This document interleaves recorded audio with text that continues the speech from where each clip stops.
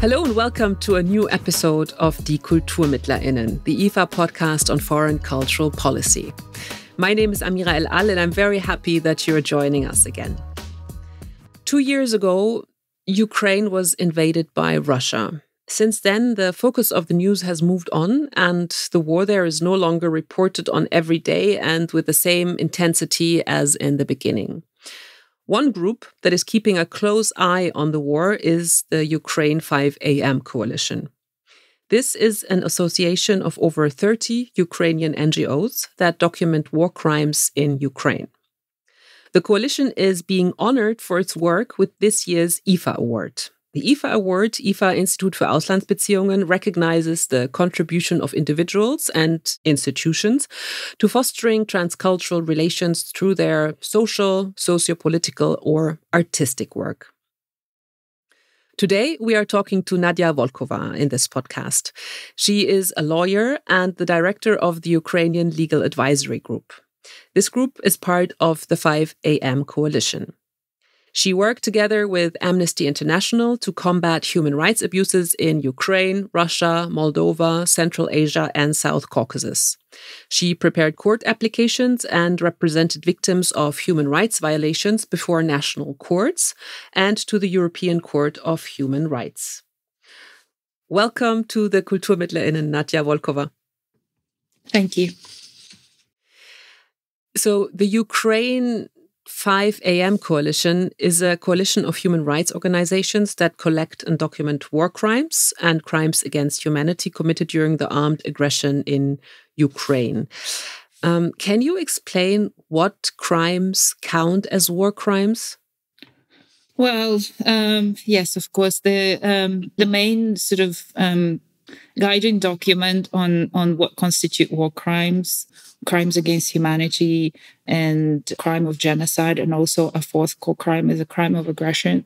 They're actually all outlined in the Rome Statute of the International Criminal Court.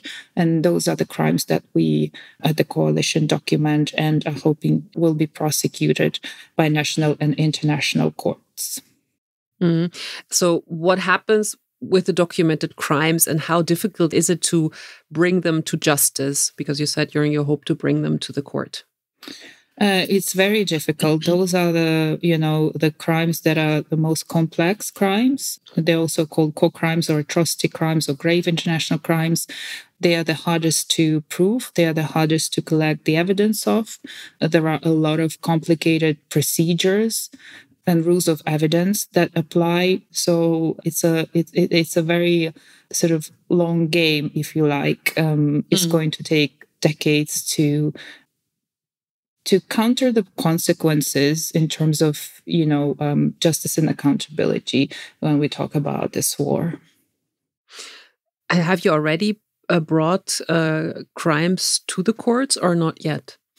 Well, the domestic system, at the level of the domestic system, some of the incidents are being investigated, although it's a very difficult process for the domestic system. Some of the crimes have already been prosecuted by the courts, but not very high-level, high-ranking perpetrators have been. In fact, the majority of them, well, most of them are low-level perpetrators.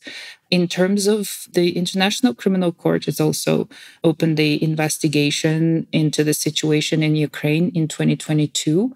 And there have already been 2 arrest warrants issued, one against the president of the Russian Federation and another one against the Children's Rights Commissioner in Russia. And also there have been instances where some of the organizations already submitted cases to the universal jurisdiction mechanisms in Germany, for example. Also, you have different states who actually open structural investigations, including Germany, Sweden, France, are investigating some of the episodes, crimes that allegedly have been committed against French nationals, and so on. And also the UK, for example. And then we as organization are about to submit an application to the UN Human Rights Committee to test the deportation of children case there. Mm-hmm. The coalition bears the name 5 a.m. as it was 5 o'clock in the morning when Ukrainians across the country awoke to the sound of explosions on February 24th, 2022, and the armed aggression started. It has been operating since that day, but many of your partners have been active since 2014, documenting the suffering and the crimes in Crimea and the Donbass. In the initial weeks and months of the war, how many and what kind of organizations became part of the coalition? I mean, one is yours, but what are the other organizations that became part of the coalition? So I believe it's a bit difficult to recall right now because there's been a lot happening since then, and we now around 38 organizations in the coalition. But we started off with, I believe, 17. Those were the organizations that expressed their interest and willingness to found the coalition in the first days of the invasion. And yes, that's right. As you mentioned correctly, the majority of those organizations were the ones who had been working on the armed conflict and justice and accountability in the context of armed conflict in Ukraine since 2014 in Crimea and Donbass, and they'd already had some experience of documenting grave crimes and representing victims of grave crimes at the national level and also in the regional and international courts. So there had been some experience, but since then we've had a lot of organizations who joined, and some of them, a good number of them actually had been doing something else, working on human rights in general before, not necessarily in the context of armed conflict, but then they changed their profile and they sort of focused more on documenting war crimes and crimes against humanity. So as you just said, the coalition's objective is first and foremost to document and inform about the war crimes and, of course, to protect victims. But what are the coalition's short-term and the long-term goals? Can you maybe explain that? So the coalition, we have 4 main sort of tracks in which coalition is sort of working. And they also, at the same time, the goals of the coalition in a way, like short-term goals. We work on documenting war crimes. And of course, the goal is to document as many violations as possible and then make sure that there is an account of everything that has been happening since the invasion. Well, and also probably since before the invasion, because we've got that, information accumulated by different organizations as well. Because clearly there are patterns that we can already see and identify, not just, from the time of the invasion, but actually since 2014. And then the idea is that that information is going to be used to prosecute and for advocacy purposes. This is our second track, which is international and national advocacy, where we advocate for legislative changes, for ratification of the Rome Statute, we propose different, positions on the legal matters, because obviously, Ukraine, the situation in Ukraine in terms of justice and accountability presents a very new and sort of very large challenge for the authorities domestically, but also for the entire international community and the entire global, justice architecture. Also, we work sort of in the information track and awareness raising track, where we try to share the results of our work, share our observations, share our opinions and positions as to the legal issues, the initiatives, the problems, the challenges that we have identified, and also we have an analytical track where we analyze everything that is happening and try to propose, recommendations as to various issues that arise out of, the context. Yeah, that's very interesting. And I would like to ask you, since you said for example, one of the tracks is is advocacy internationally, but also nationally, because you're for legal change, for example. You said you proposed different positions. Can you maybe give us examples about the achievements of the coalition, or have there been any yet when it comes, for example, to legal change? I would say we're on the path. I can't say, it's difficult to sort of assess for the moment, because it's the challenge is, like I said, huge. And I think it's very important that the voice of civil society is also heard when the important decisions are made at the political level. So, for example, the latest one, right? We have this issue in Ukraine that's like an example of the national advocacy. We have an issue of the authorities basically prosecuting a lot of the people from the temporarily occupied territories as collaborators.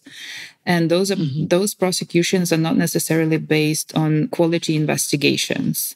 And very often those crimes they misclassified, misqualified.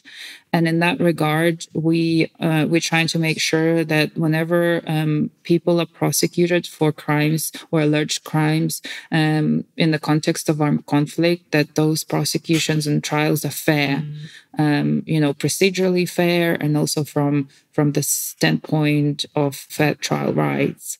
So what we've seen lately, there were the courts which have been tasked with prosecuting those cases. They have been, there was a period of time where there has been no a sentence that would not basically punish someone, right? So they all were guilty verdicts.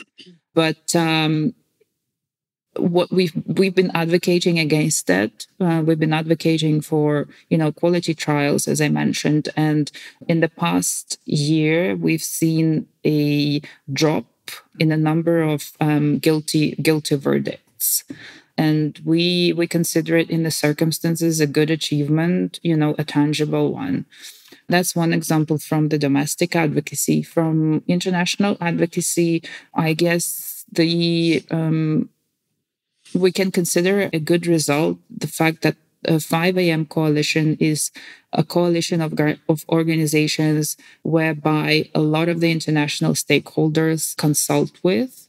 And whenever there were some decisions made, we invited to participate in these discussions. We invited to express our, opinion or pose our position on issues. For example, we co-chairs of the dialogue group, which was founded as a platform by the government of the Netherlands, the European Commission, and the International Criminal Court.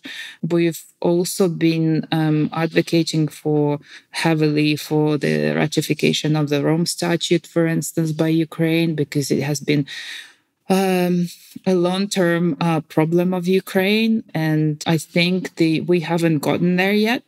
But the fact that the international community is very well aware of that issue right now is also an achievement for us. And hopefully right now there will be a push in light of, Ukraine being considered right now as a member of the European Union in the nearest future. And there is a demand from the European Union to implement many reforms, including on the rule of law. And we're hoping that, ratification of the Rome Statute is going to be one of the priorities in terms of the reforms. Mm-hmm. So many organizations were formed, especially at the beginning of the war. What makes the 5 a.m. coalition different from other projects? You just mentioned, that you were like your advocacy internationally, where you're invited as a stakeholder. Is this something that makes you different from other projects, or is there also other things where you say that differentiates you from other organizations that were formed, especially after, the war began? Well, I think we are unique in a way that we bring together the voice of civil society to yes, the international arena, the domestic arena, and we participate in all their international and domestic initiatives. We consulted with, our opinion counts. And I think at this point, we can say that we have a steady demand for our voice and opinion to be consulted with. And I think, and to take into consideration. It's very difficult for me to assess in terms of the other, projects, because we know that there is another coalition in Ukraine called Tribunal for Putin, for instance, or there are groups of different organizations who come together to advocate for example, the International Tribunal on the Crime of Aggression. But I think in terms of what we are doing, the sort of the scope of our work is probably the broadest, in a sense that we sort of follow the process. We engage with all the elements of sort of accountability process, from documentation to building cases and bringing them to court. Because you were just saying documentation and building, a case. You said earlier that the hardest is to find the proof to build a case and to then, to complete the procedures and to bring it to court. How difficult is it also when you consider like fake news, hacker attacks? How much does this make your work even harder, or like how important is this also for your work, or doesn't that concern you at all? Like the disinformation on that level? I think at this point, probably it doesn't bear that much significance on what we're doing, because we're just collecting the information. And for individual organizations who are building cases within the coalition, they sort of, they are fairly experienced in verification of that information, but also, the standard to which we work is not as high as, for example, for the state authorities. We're trying to do our best, but of course, the instruments that are within our reach and availability are not as advanced, so to speak, right?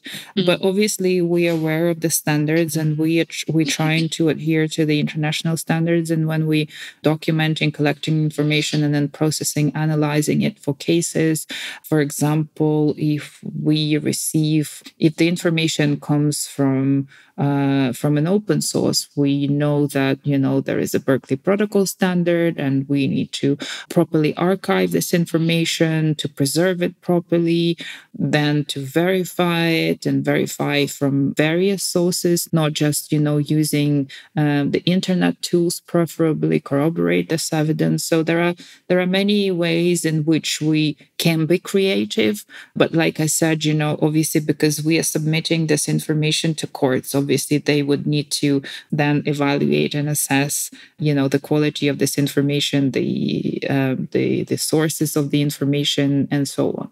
But many of our organizations have had experience already in building cases. It's not a new challenge for many of us. It's new in a way of the scale, right? How you manage, how you prioritize. That's the biggest challenge for us right now. Yeah, I can imagine. Let's go to another topic. The German culture of remembrance of World War II often does not include Ukraine. So the war crimes of Nazi Germany in Ukraine are under-researched and often neglected. Do you think Germany has, because of this, a special responsibility towards Ukraine in the ongoing war? It's a tricky question. Yes and no. But I would be careful about mashing the two. I would keep them separate, probably. Also because this situation we are faced with right now is polar opposite to what it was, from sort of conceptually speaking, right? Because back in the, when we're talking about World War II, for instance, Germany was the enemy. Oh, so we thought that, right? And this is the historical truth. Whereas right now, Germany is actually an ally and Russia is the enemy for us. And in terms of the support from Germany, I think we're getting it. I had a conversation with a friend of mine over the weekend, and he's someone who is serving right now. And even though, in Ukraine, for the purposes of being open and honest, the opinions on how helpful Germany has been is split. But it also depends on your expectations, I think. You sort of assess and evaluate that on the basis of your expectations.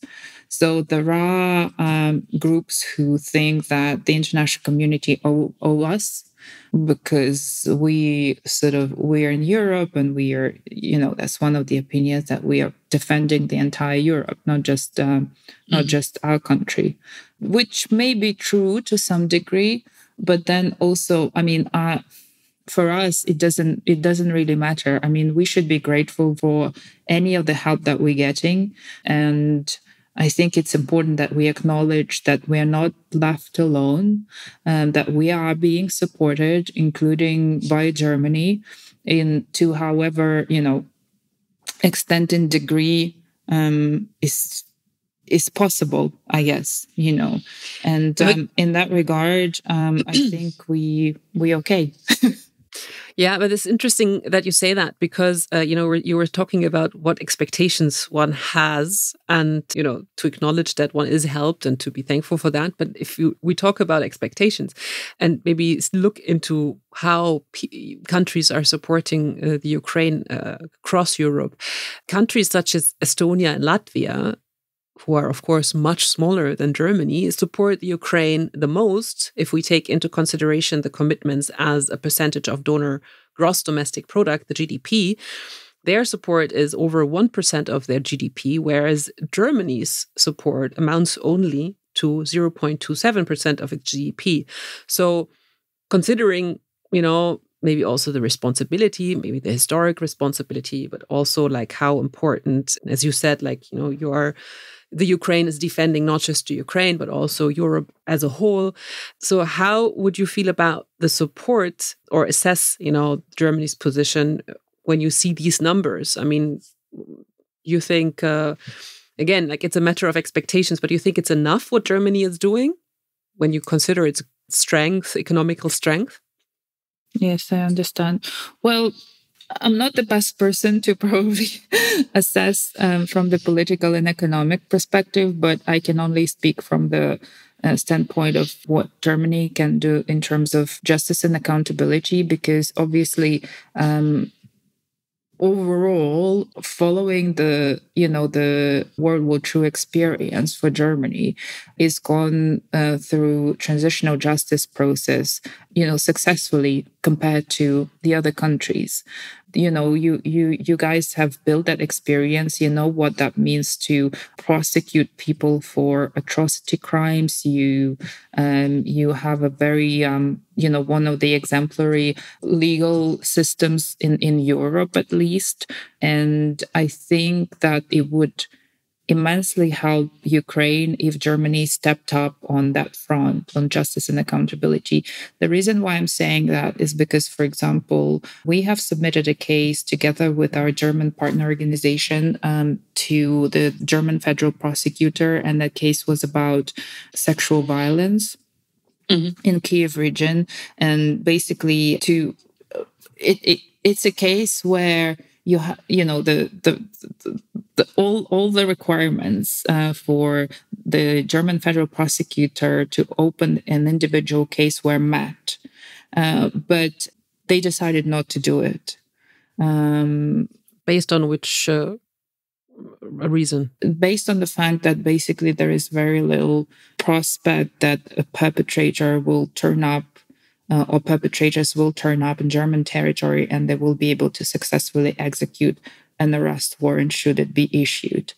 But I think it's still, even if, that could be true in a way, I think symbolically speaking, it would have been a right thing to do to open a case and to even just for the purposes of showing support.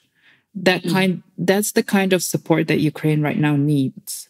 And essentially, I think, okay, fine, there is a structural investigation that is being conducted by the German authorities where they're helping to document and collect all the information.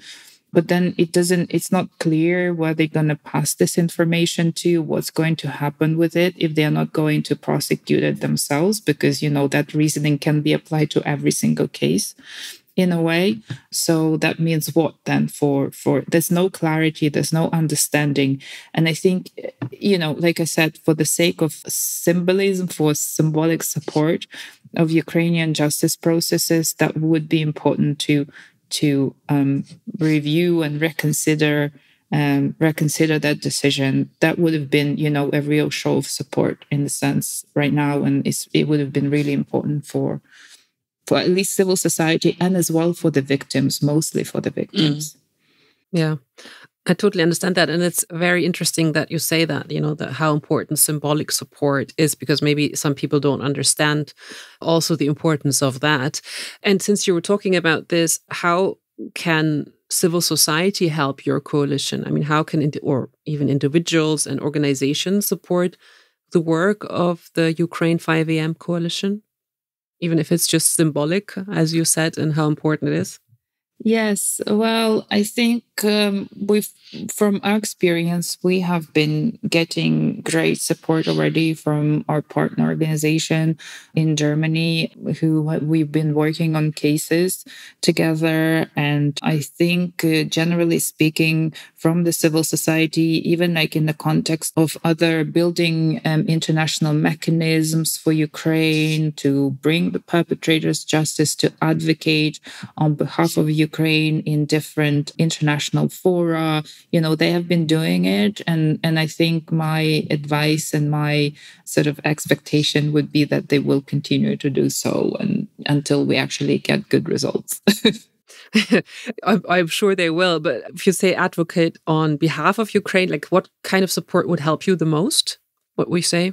For example, ratification of the Rome Statute is one of the priorities, as I already mentioned. Setting up accountability mechanism, justice and accountability mechanism that would actually be effective based on the needs of the justice system rather than just some political gains and political motivation. So things like that, and helping to build effective cooperation, helping to, communicate our messages to German sort of decision makers who then communicate those messages to their counterparts in different states. So things like that. Mm.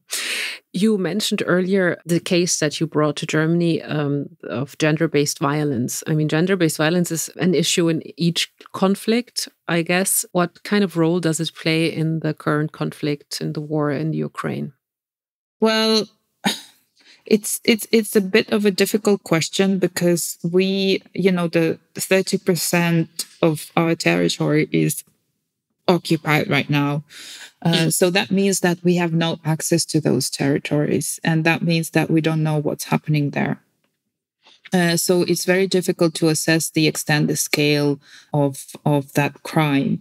The territories that have been returned under Ukrainian control or have been liberated from the Russian occupation, we have access to those, and we know there is a good number of victims, but also there are sort of cultural